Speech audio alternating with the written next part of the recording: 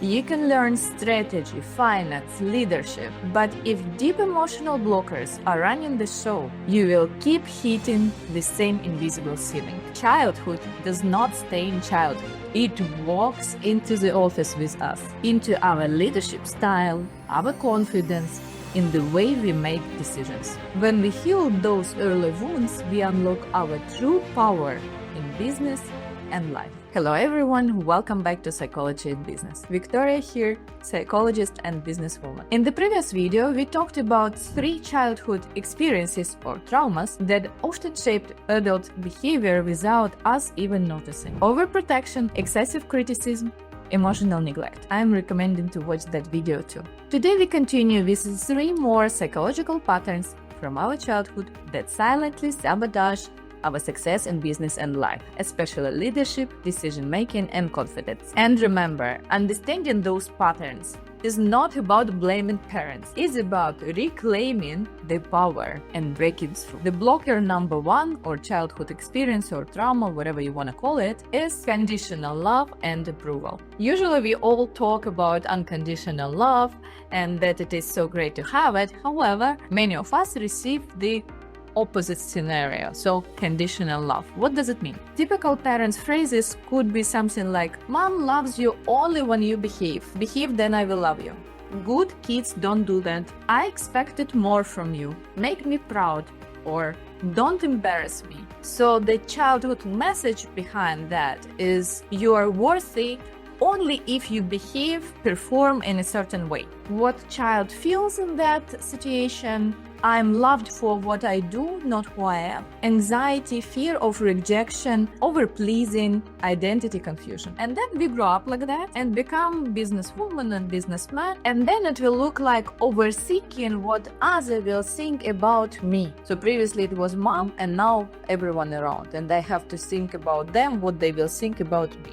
Wow. People-pleasing behavior. So I will think about it to actually please them so that they love me back. Perfectionism and potential burnout, needing permission or validation before taking action. You know, there is a phrase that it's better to do and then excuse that you did it than to not do and wait for a permission. So those people are waiting for the permission. Of course, the best approach to heal the traumas from our childhood is to go to psychotherapy. Not coaching, because coaching does not work with the past, it works with the current and future, but this lays in the deep layers of us. A lot of neurons are connected and running again and again for many, many years. And it's very difficult to change it with one exercise only. However, with some work and dedication, it is possible. What would we do? Basically, we have to rewrite "I must please to be loved" message into something which will suit for you specifically. In the end, the message should be "I am loved no matter what I do, just because I exist." But it's very difficult to accept it in the very beginning when the whole your history was teaching you otherwise. So rewriting this pattern, "I must please" or "I'm good enough just because I exist," this is cognitive behavioral therapy. Besides my master's degree in psychology, I have Gestalt therapy education. And in that approach, in Gestalt therapy, we would talk to the voice of the parent. So we would put a chair, for example, for a parent, and talk. So we would visualize that object, physical subject of action, from the head of the client to the, for example, chair, and then talk. So interact with that to change the pattern. If you want to see how it works in person, if you want to try it, just let me know, find the link in the description, and we will do it together. I work in person in Munich or online, and results will be great independently. Another exercise, which you can make here and now, is to pause the video and write the list. I am enough even if, and then the list. I am enough even if someone disagrees with me. Enough means good enough to be loved. I am enough to be loved. I deserve it. You can rephrase it if you want. You can put "I deserve to be loved" or "I am loved." The easiest is "I am enough even if someone disagrees with me, even if," and then continue the list. Then when someone in reality says something to you from this list, you're like, "I already worked on that. I'm enough anyways. The pattern number 2, or trauma if you want, is parentification. So child becomes the mini adult, the parent to their parent. Typical phrases are, don't upset your mother, father, grandmother, and so on. You are the only one I can rely on. Be strong. I need you. The child is 5 years old. Parents have problems. You must understand. Basically, the childhood message is you must be responsible for others' emotions and for problems of your parents. Even though the child is 3, 4, 5 years old, whatever, the child should be a parent to his or her parents. What child feels? My needs don't matter. I exist to support others. Others are important. I am not. Heavy responsibility, guilt for having needs, emotional exhaustion. So when this person grows up and goes to the business or open their own business, building the career, this person tends to over responsibility, struggles to ask for help or set boundaries, attracting emotionally dependent people. So they need him or her. Becoming a therapist, friend, coach in friendship relationship or at work, or a rescuer in romantic relationship. And all of this leads to emotional burnout in leadership roles. So how to work with it? There are different approaches. For example, in family systems therapy, we would work with parents and this person and the whole system to rebalance roles, to put parents on the position of parents and child on the position of child.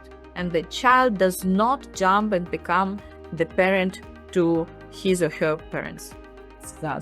In Gestalt therapy, we would again discuss with parents to give them back responsibilities for their own life and feelings and learn how to set up boundaries. And as an exercise for you, you can write down the phrase and repeat it when needed. I trust others to handle their feelings. I choose to support, not to save. And support when you have enough resources and you want it, and not from the feeling of shame or guilt. The pattern or trauma number 3, the last one for today, is humiliation and shame-based parenting. Typical parents' phrases here are, stop crying, only weak people are crying, don't be dramatic, are you stupid, why did you do that, look at others, they are better. So basically the message behind this is your feelings, your mistakes and emotions are weaknesses. What the child feels in this situation: shame, unworthiness, fear of vulnerability, and child internalize self-attack. So these parents who would attack them is now internal voices, and I am then attacking myself. So this child grows up,